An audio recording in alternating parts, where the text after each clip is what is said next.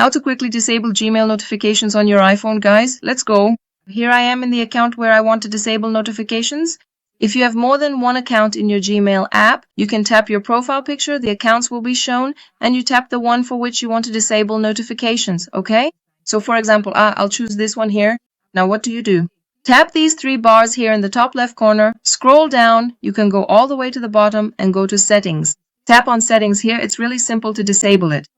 You'll come to this menu. In this menu, you'll find the Notifications section here. You tap it and notice that in this case, my email is set up to receive all notifications. If you want to disable it, if you don't want to receive notifications from this Gmail, you tap here on None.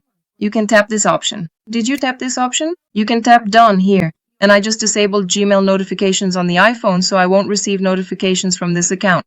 So that's it. It's simple, quick. I hope I was able to help. If I helped you, don't forget, help me too. Subscribe to the channel.